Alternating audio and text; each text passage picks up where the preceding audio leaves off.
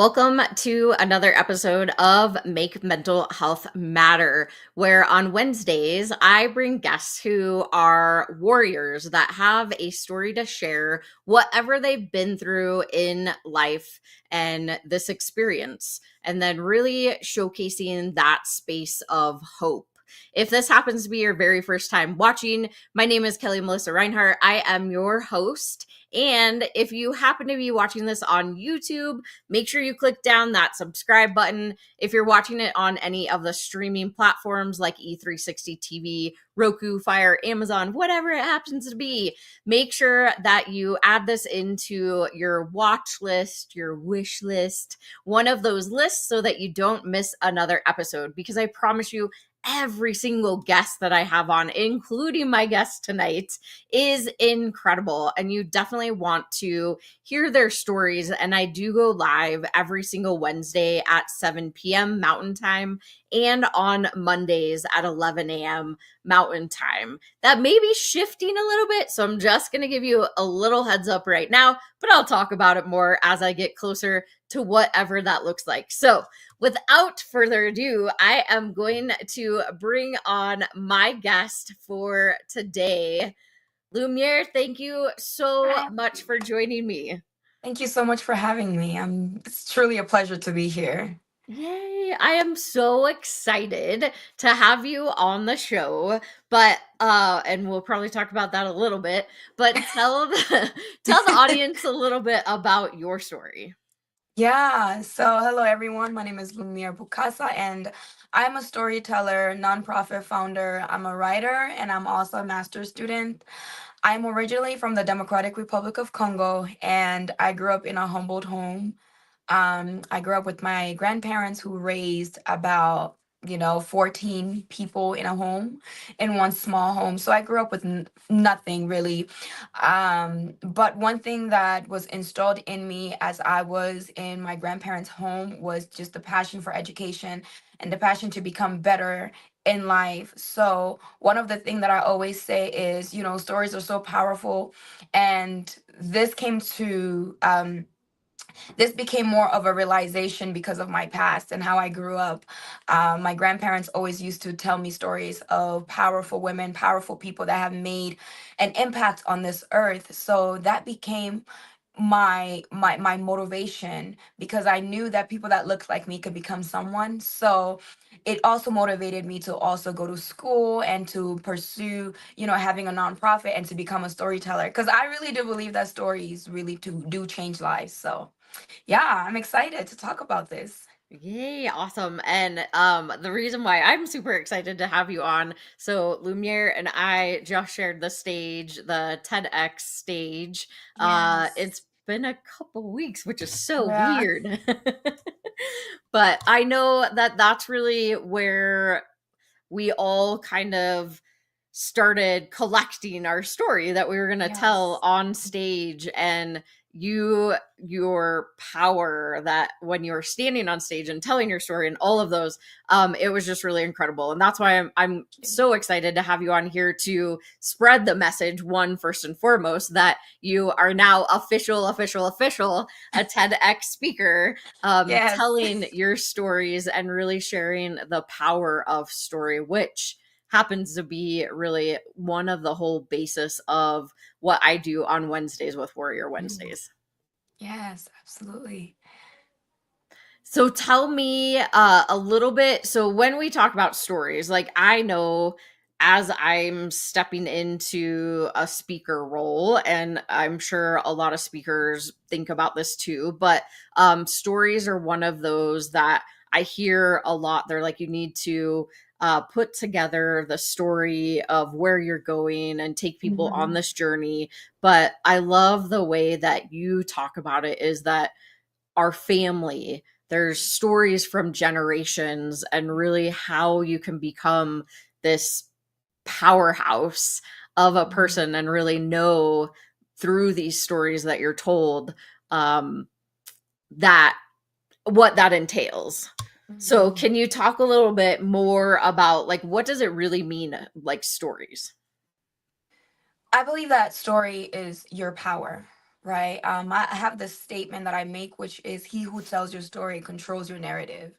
And so your story is your identity, is who you are, and I believe in the power of telling your story, because when you tell your story brings healing to someone. Your story can uplift someone. I do believe in the power of story when it comes to building nations. So every single person that I have met in this life, I have told them that you are a compilation of all the things that's ever happened to you into one story. So you are a walking story. When people see you, they see a story of your past, your present, and your future. Just by them talking to you, they can get a glimpse of who you are, where you came from, and perhaps where you're going. It's so powerful because story gives us an identity. There's no person on this planet that does not have a story. They started somewhere, and their story of how they grew up perhaps gave them the passion of becoming who they are. I always talk about my story becoming the bridge to take me to where I am now and where I'm going. So the story of when I was a little girl and I didn't have much, and there were days where I went without eating. There were days where I only had salt water to drink. There were days where I didn't have clothes to wear to school. Those stories make up who I am, and they create the passion that I have within me to advocate for people in those positions, to advocate for underrepresented students, to advocate for immigrant students, because I have been there. I have that story. So I also believe that when a person is helping you, and they have come from the same background that you came from, they have a passion and a connection to it, because it's like their identity kind of recognizes your identity, and they feel what you are feeling at the moment, because of just how their stories shaped them. So there's just so much power in your story, and I believe in telling your story, because if you tell your story, you can empower someone else, you can build someone else's passion, you can build someone else's identity, you can help build someone else's future. But if and this is also, I talked about this in my TED talk as well, which is, you know like, again, who tells your story controls your narrative. So there are people that can tell their stories and then build bridges, build nations, build people, and then there are people that can tell stories and ruin a person's reputation, and ruin a person's progress, and ruin a person to the point where a person can be experiencing so many mental health concerns because of the things that they have heard about them. So stories have a way of building, but also stories have a way of destroying people. So that's the power of story in building identity and just building futures and present moments. So Yeah, I remember you talking about that in your talk, and that was one part that hit me that I was like, that's so true, is that really truly stories can build us up, but then they can also yes. break us down. And Mhm. I know through the power of even telling my story about the loss of my sister, just being Mhm. able to connect with people in that way that Mhm. I did have before, but I didn't ever truly identify how important it was to share that story. So I Absolutely. love that you talk about it in this. It's like a holistic view. It's Yes. how can we look at our life in the story sense, and what are those stories that we can share that will empower people instead Yes. of disempower them. Absolutely. And one thing that I always say is stories heal. And stories is the one thing that will remain human. Stories is what connects human to human. Maybe there's a person that might be um richer than you, or living a lifestyle that you may wish to live but you don't have, but one thing that will connect them to them is the story that you're telling, the story that they have. We all have backgrounds, we all have stories to tell, and generation past. One of the things that I love about my country and about my childhood is the fact that we used to sit in a circle around fire to tell stories. Every single person will have a story to tell about what happened that day, what they heard, and that connected us, that created that bond, and then that created that healing, because there's healing in storytelling, and then there's healing in that community. When you have a community where people are telling stories, people heal from that. There's that human connection that comes out of that connects people and then heals people and bring people together. So I love, I just love it. Yeah. You made me actually think of I mean, because you talked about around the fire, and I used to go camping a lot with several of my friends, and that was it. Totally is. It's the thing that when you're in like this smaller space, I guess you could say, and then having the fire going, and maybe it's dark, and it's just it's like this whole experience that you are able to really connect with people. And I love that you have been able to recognize and be a part of or experience that, and that connection that has helped make in your life. Absolutely. Yes, no, it's made me who I am today because even though I'm an adult and I'm in a different state, what happened during my childhood, the stories that I collected as a child still motivate me to this day and will continue to motivate me and will be stories that I will pass on to generations, to my children, and I hope they pass it on to their children. So stories are also generational. They are passed from one generation to the next. It's a great heritage as well. So yeah. Yeah. Are there any like specific ones that come up into your mind that you would be willing to share? Yes. So there is a lot. There's a lot that is coming to mind. But one specific one is I remember my grandmother used to tell me about this little girl, and I think she made the story up. I don't know. But this little girl that during her era, when she was born, Belgium colonialism was happening, and this little girl wanted to go to school, but because she lived in such an environment that did not allow people that looks like her, even though she was in her own country, people that looks like her to get an education, it was prohibited for people to get education. And so one thing that she kept emphasizing to her mom was, I want to go to school, I want to go to school, I want to go to school, but it was prohibited. So she started going out of her way to steal, to steal books. And she would come back home. And when she would come back home, she would try to practice reading. But then she had a friend who was a man, and that man was in a higher ranking in terms of money. They were wealthy. There was he was a one of the elders in the community, so he had that wealth and that influence, and because of that his son could go to get an education. So she started to link up with the son, and the son would teach her how to read and how to write after school, but then she had to hide. But because she had that courage to go and ask this boy to teach her how to read and teach her how to write, she became a great voice in the community, and she started to fight um, um, the Belgium influence in her community. And a lot of people saw her as a manic to society because one of the things that they prohibited at the time was women that spoke up.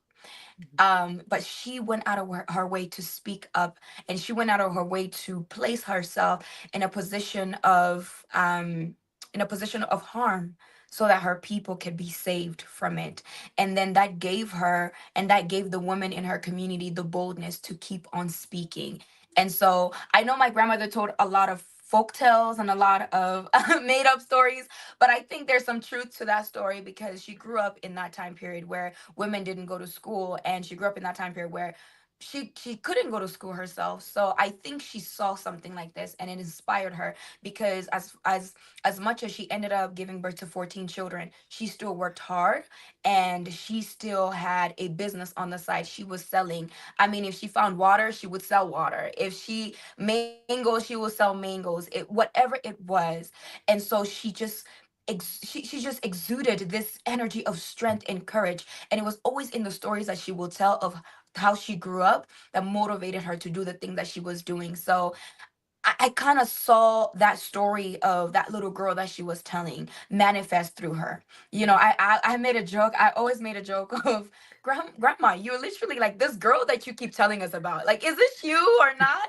Because she wanted to hide a lot of her pain as when she was a child, but we kind of saw the result of the pain being the strength that she gained as she was raising these children and becoming that businesswoman. Even when there was nothing, she made sure that she created something out of nothing. So yeah. Wow. That's awesome. And I was gonna say, was it your grandma? Because I know. I think so. you're like, you're I telling think me so. about you. Yes. Yeah. That's awesome. That's amazing. And I love that. I mean, I was like, whoa, 14 kids, that's a lot. And being able to care for and make sure that you all, I mean, as even as grandkids, right? Like making sure that she's still telling the stories and telling about how, as a woman and as I'm sure like a black woman, right, that you can speak up and you can have this voice and that you can be powerful no matter what your situation is. And knowing that that was a time that when she was born, and we know, of course, the history of women in general, and then women of color, and all of those uh, trials, that's not the right word, but all the things, all the hoops that had to be jumped through and the rights and all the right. So it's just amazing to have her and you share that story today too. Yeah, and it's always in addition to her story, when I see stories of Oprah, the amount of struggles that she had to endure to get to the point where she's at, Michelle Obama and women that look like me, Maya Angelou, one of my favorite, storyteller. um the struggle that they had to go through and the power that came out of the story of their past and what they went through, it also motivates me because it gives me the sense of if they could do it, despite the struggles that they went through, if they could do it and become purposeful women, I can also do the same thing. I could become great in this lifetime despite the struggles that are placed before me. And that's the power of a story. A story can motivate someone and inspire someone to become the person that they were meant to be because of a story that they heard. So yeah, it's truly powerful. That's amazing. And I do, so we're going to go to a quick sponsored break, but then once we get back, I want to also talk about your nonprofit that you founded. So, Oh, yes. yeah, we'll go to this quick sponsored break and we'll be right back.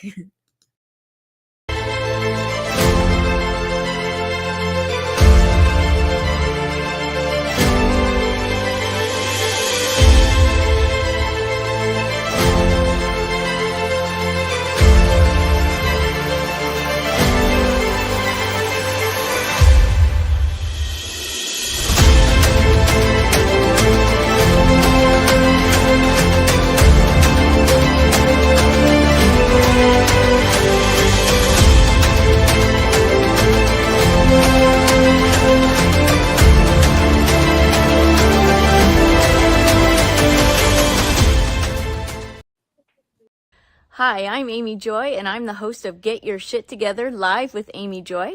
And you can catch me every Thursday at 4 p.m. Pacific on the amazing Trajectory channel right here on E360 TV. And like that, we're back. If you happen to be just joining us, I am talking with my guest Lumiere, which we have been having an amazing conversation about stories and how powerful stories can be, especially when they come from family, when they come from you. And really, stories can be empowering or they can be potentially disempowering, depending.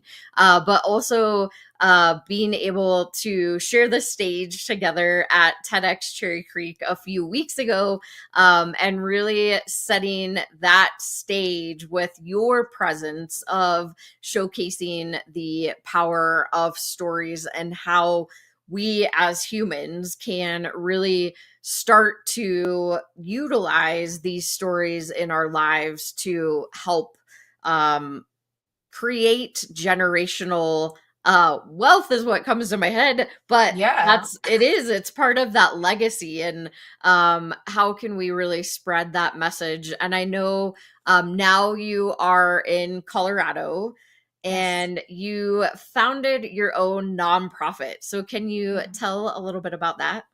Yeah, so my nonprofit is called Education for Africa, and it started out as a college project for one of my scholarships. They gave me the opportunity to create a community organization or a community project that addresses a certain situation or a certain issue within the community. And I chose to address the issue of immigrations, refugees, because I am also an immigrant.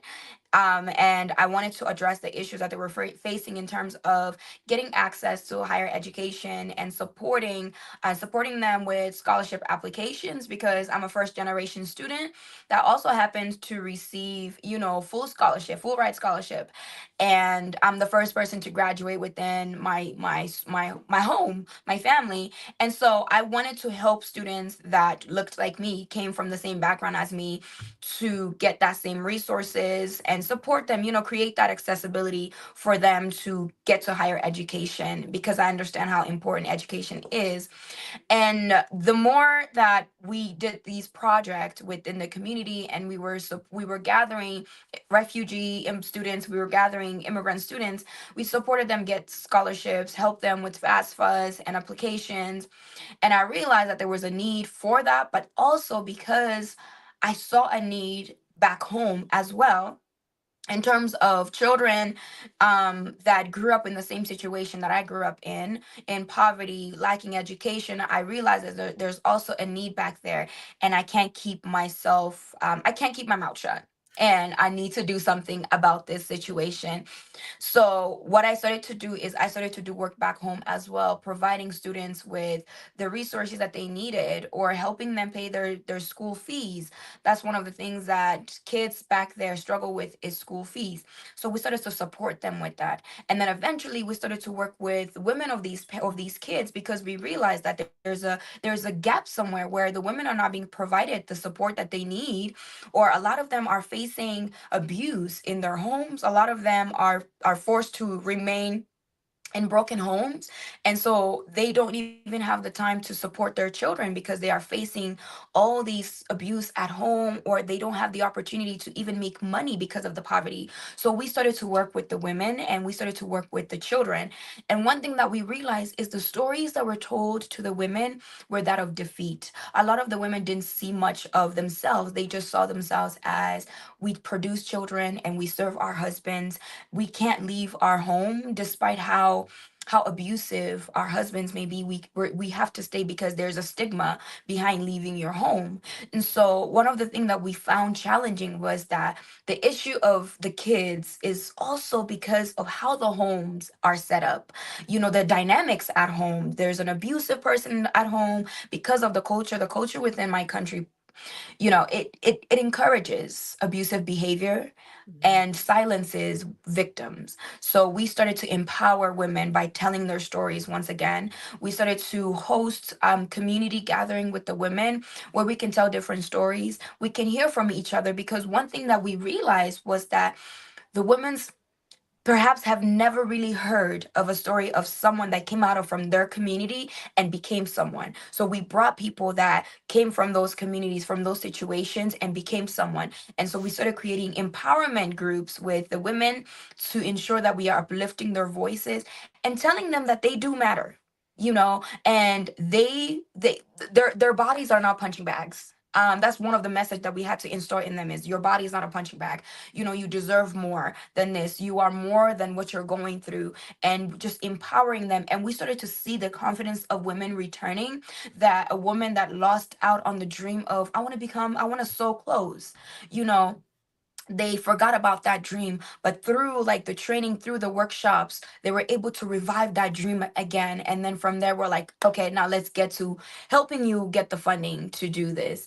And so we were able to help, last year we were able to help 10 women start their own businesses, and then this year we were able to help 25 women get started on their businesses. And we hope to scale that, because we realize that empowering the women is also empowering the children. So we started to do that work here, in conjunction to also helping um, students here. But the bulk of my work is back home.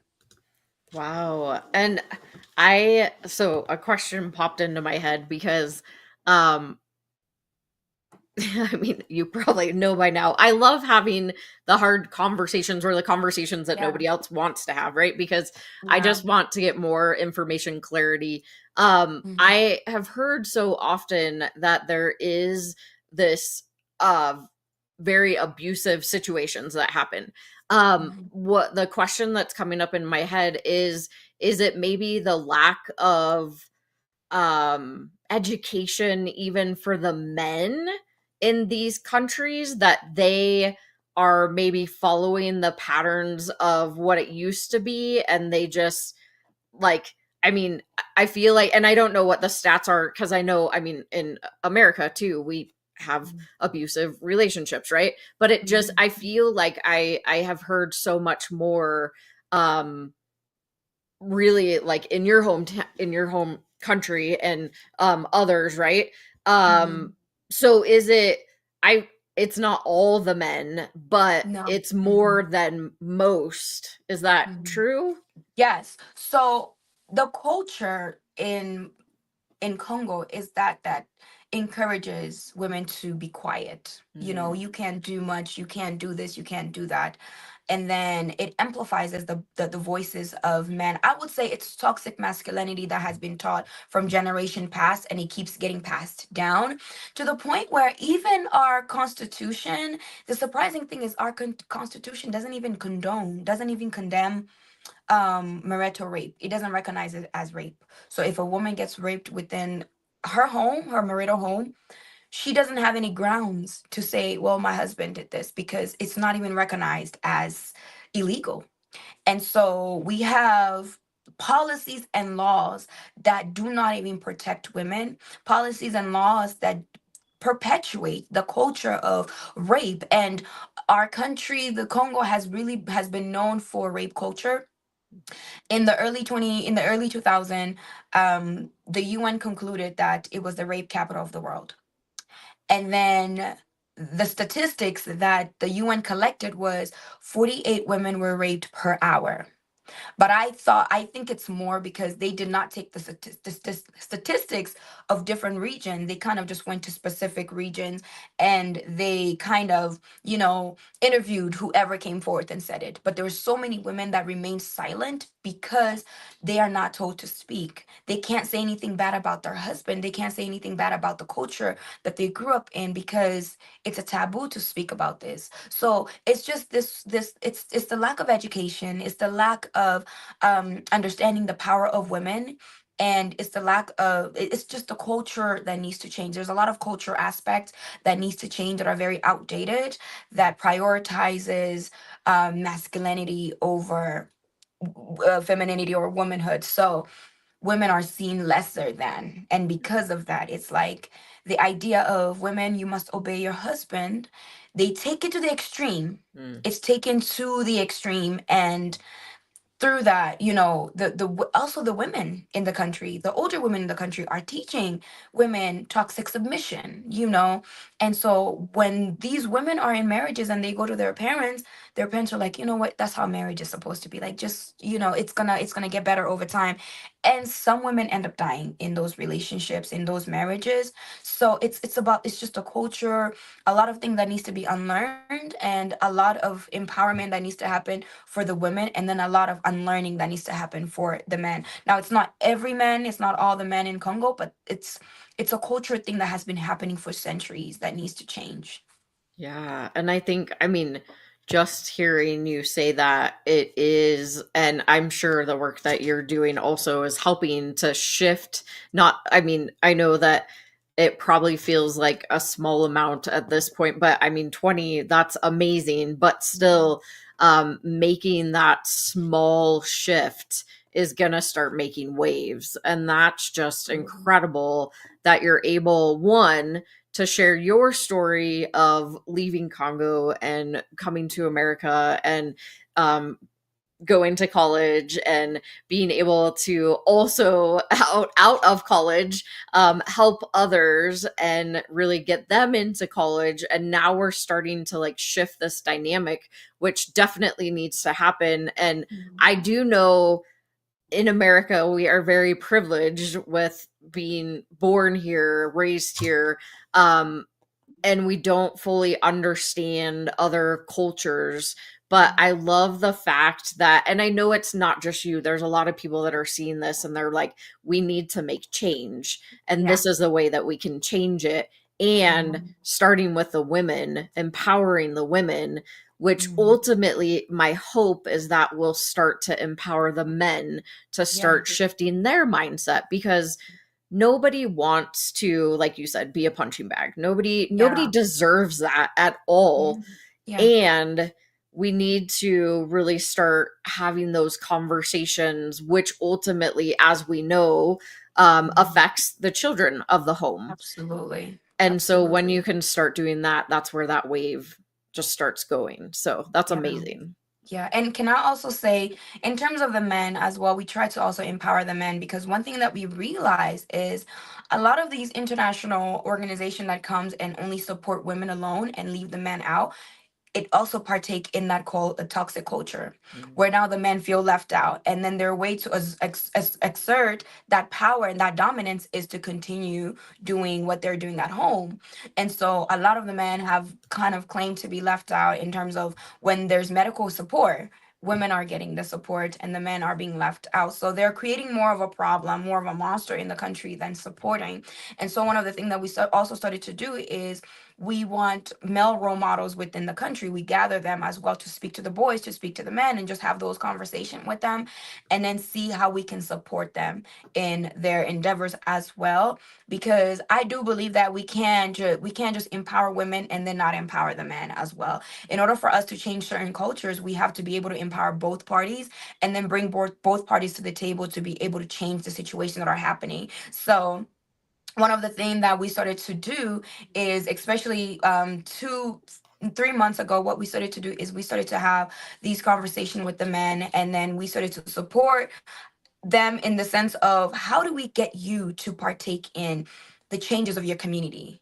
How do we make you a voice in your community? How do we support you become a leader in your community? Just teaching them about leadership that is outside of what our culture, the toxic culture has taught them. So that has created a lot of fruitful conversations and a lot of just dialogue that resulted in men changing their perspective, and then some that also want to join this conversation, which is hard to get people that have, been thinking the same way for so long, to get them to partake in these conversations is so hard, but it's definitely doable. And yeah, I do believe that we can empower the women and then leave the men out as well.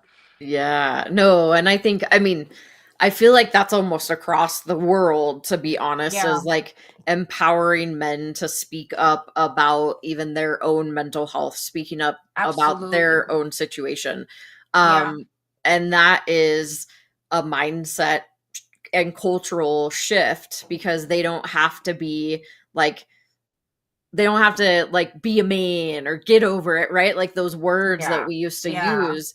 And I think that across the world, in talking to everybody from all different, or not everyone, but people from different cultures, that's mhm, really the key part, is like, yeah, how do we shift this conversation with both men and women, or whatever gender you identify with, and yeah, really absolutely. start to build in more education and more resources, and give them more information than what they've only learned as they were younger. And I feel like what you're doing too is going to help in that shift, because it's not just, women don't just have girls, right? They have Mhm. both sex. And so really making that shift is, I think, is going to be helpful, and maybe it'll take time potentially.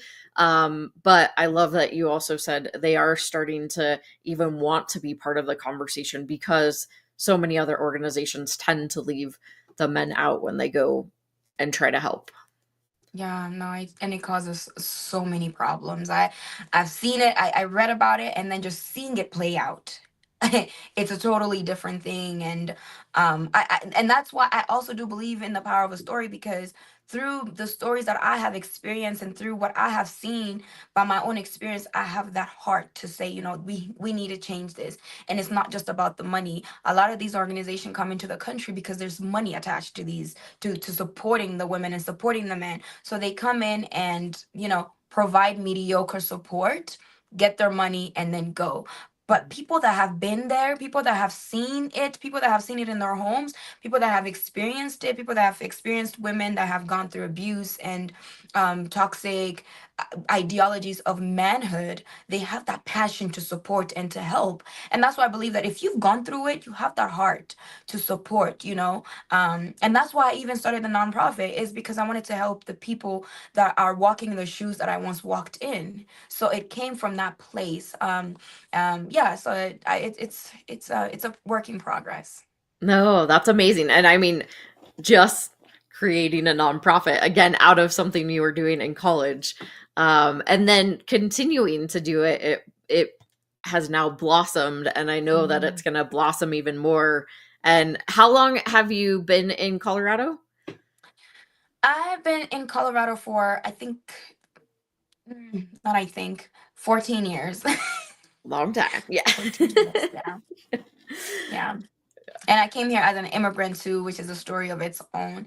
So there's also that heart to support refugees and immigrants, because I know my parents suffered to get us here, you know, and we escaped so many things to be able to have the opportunities that I have now. So I also don't take that for granted. Yeah, I think, I mean, that is like a whole nother story and dynamic, and not one that I understand myself, but I know that everybody at one point immigrated into the US. Mhm. And those stories, at least I've heard them.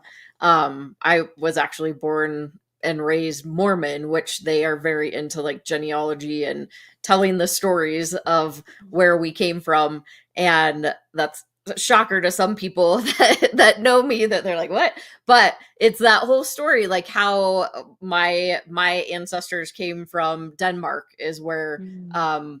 that my side of my dad's side came from. And being able to learn that culture as I grew up, that was my grandma um made us Danish food and told us the stories of where my ancestors came from. And that was a cool part of me being raised in that religion, because it is Mhm. part of what they are ingrained in, which is one of the really good parts of that.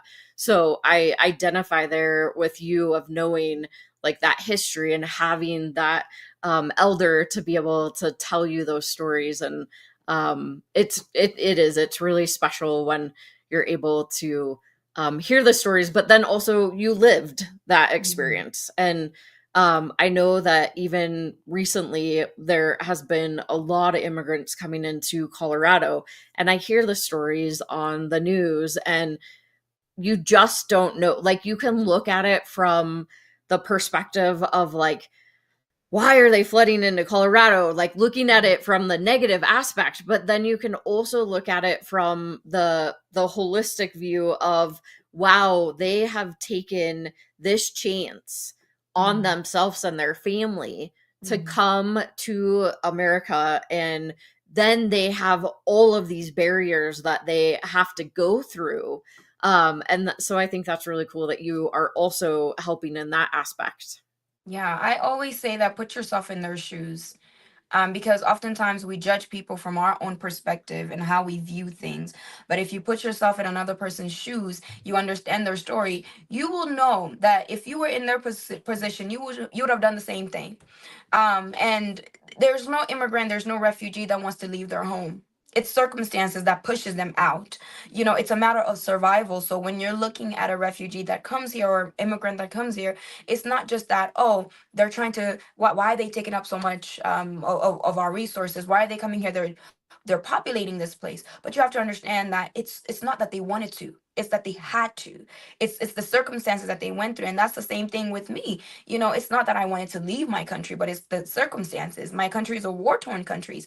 There are places where it's not safe. The conversation of immigrants and refugees, almost 7 million people are displaced in my country right now. You know, it's not that they want to leave their homes, but they had to flee because of the war, because of the destabilization that's going on. So sometimes it's so hard for you to judge if you are actually seeing yourself in the position of the people you're judging. So, Yeah, absolutely.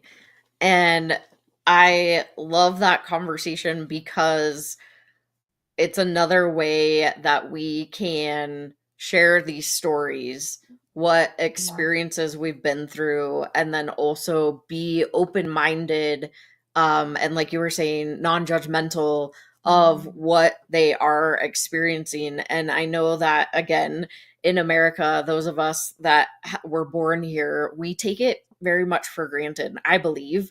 Yeah. I've reflected on that myself, and I have now learned to not look from that viewpoint. It's more of that open viewpoint of, and being able to connect with people like you that are able to shed a different light on the situation, because there are a lot of things that I don't necessarily always think about. And that is so true, that it's not just, they're not just flooding in. There's a reason why. And Mhm. looking at, I mean, like, Israel is in the war right now, it's all over the Yeah. news. And Mhm. I could not even imagine being there in that Mhm. experience, because that's Mhm. not something I've ever had to experience. But my heart goes out to everyone and anyone that is in a country that is a war zone. We Mhm. don't understand that here. Mhm. And that is one of the luxuries, I guess you could say, but it's still part of that story, right? Absolutely. So I love that you're sharing all the little bits of what you're doing currently. Yeah, I want to just say this. So again, on the trajectory of, if you were to actually see yourself from the standpoint of other people, or if you were to take the time to understand how people experience things, get yourself out of yourself and actually see things differently. Like, let's say, for example, yeah, the children of Israel and what's going on in Israel.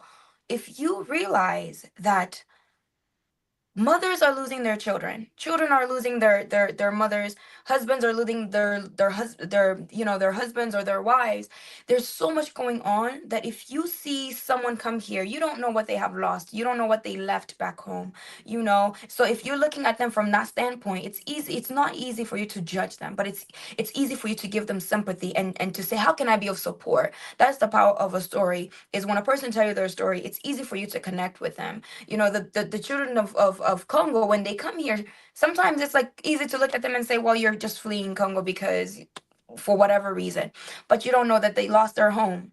Rebels came into their homes, robbed them, raped their women, killed their husbands, and that's why they're here. So get yourself out of yourself and actually start to understand yourself from and actually start to understand people from their own standpoint. I think our perspective will shift when we become open to people's stories. Yeah, absolutely. And um asking, like, it's not a bad thing to ask about somebody's story. And if you want to learn and have a different perspective or a different Mhm. mindset, Yeah. ask. I mean, it Mhm. doesn't hurt to ask. And Yes.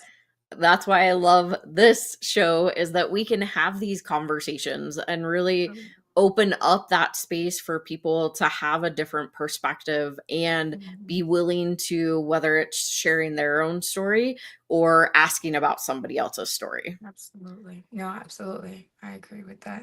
And I have a question. So, being that you just did your TEDx, Yeah. how do you feel? Because I want this to also be a promotion of you and doing that talk, because it's a big thing. Yes. How do you feel now? I feel very excited. I was very judgmental of my TED Talk myself, but just seeing that there's so many people that heard my story and they were able to connect with it, and they're coming back to me and talking about the power of transformative storytelling, and they're like, wow, we didn't even know that this is powerful, this is what we needed. And being able to go into spaces where people are interested in learning more about transformative storytelling, or they want to be equipped with the skills to tell transformative stories. It's been such an amazing experience just seeing how stories are able to connect, and they're actually connecting. They're Yeah. doing what they're meant to do, which is connect. And I've been able to connect with so many people, and I am so appreciative of that. And it's so humbling just to know that especially now more than ever, we need to hear each other's story, and that is happening.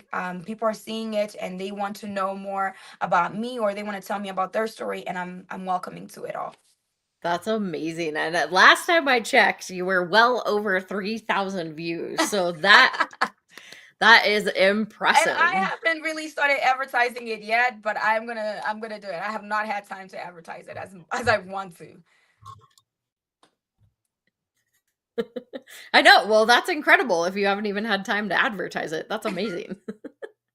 I don't know. I was so judgmental of it. I'm like, oh my goodness, I don't want anyone to see it. But now I'm just like, I think at this point, it's not for me, but it's for anyone that needs it. Yeah, I think that was something that we were told throughout the process is don't judge ourselves because it's not about us, it's about whoever needs to hear it. And I Absolutely. think that's where, like, honestly, with what you're doing in the nonprofit space, what you're really trying to accomplish through all of that, through your storytelling, through this TEDx talks, you really truly are going to start making waves happen. And it's going to be a ripple effect that helps with in Congo and I think across the globe, really. So I think what you're doing is incredible. And I'm just so blessed that I got to share the stage with you and then also be able to bring you on the show. And I want to, is there anything that we didn't talk about that you wanted to specifically share?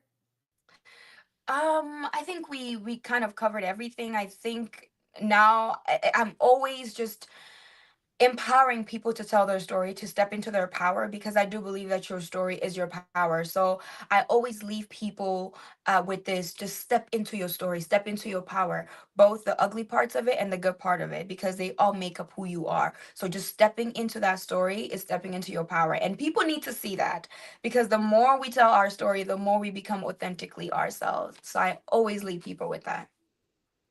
Nice. I love that. And if somebody wants to find you, I know I did drop all of Lumiere's information into comments. So go check that out, including I added your TEDx link. So you can go and watch her TEDx also.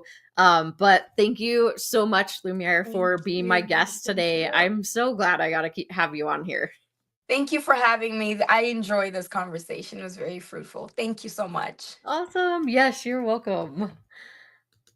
All right, y'all, that was another amazing episode of Make Mental Health Matter. Again, Wednesdays really are that space for our warriors, for them to share their story, whatever they've been through throughout their life, and really into that place of hope. I think that was just an incredible conversation about how we can utilize our stories throughout our life, the stories that our ancestors or our elders have told us, and really being able to connect with people. I love the analogy or the what we were talking about around the campfire, being able to share stories, and that can be that space that is a healing space for everyone to really fully connect. And as a reminder, I go live on Mondays at 11 a.m. Mountain Time and Wednesdays at 7 p.m. Mountain Time. Mondays are really that space for our professionals that are in the mental health space, whether they're advocates, they're on the holistic side, on the professional, but bringing you resources and information maybe you didn't know that was available at the time. And then Wednesdays is a place for warriors to share their story and look at that place of hope. So no matter what you do, make sure you join me back next Monday. I don't think I have a guest yet. So I don't know. We'll see what story I come up with to share with you on Monday. But no matter what you do, have an incredible, those of you that celebrate, Thanksgiving is tomorrow. And I hope that you have a blessed Thanksgiving. If you don't celebrate, that's okay too. Hopefully, you're still getting a holiday.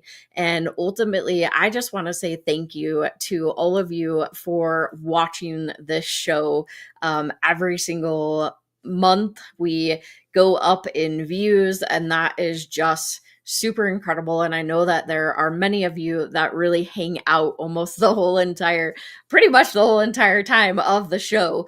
And that is just so helpful. So make sure if you are watching these that you are sharing, you're asking questions. Every single one of these, we are live, so we can actually answer your questions. Some of them are recorded, only a couple, but for the most part, they are always live. So you can actually ask your questions while we're live, and we can pop up the information and even answer them right on the screen, which is pretty cool. We also have technical difficulties that happen every once in a while. Like I think on Monday, my microphone, I got a new microphone and it kept going in and out. So hey, technical things happen also when we are live. But no matter what, thank you so much for watching the show, sharing it with those that need to hear the messages and the stories of the incredible guests or myself that come on the show every single week. So thank you. I am thankful for every single one of you, and I hope you have an incredible Thanksgiving tomorrow for those of you that celebrate. Have a wonderful night.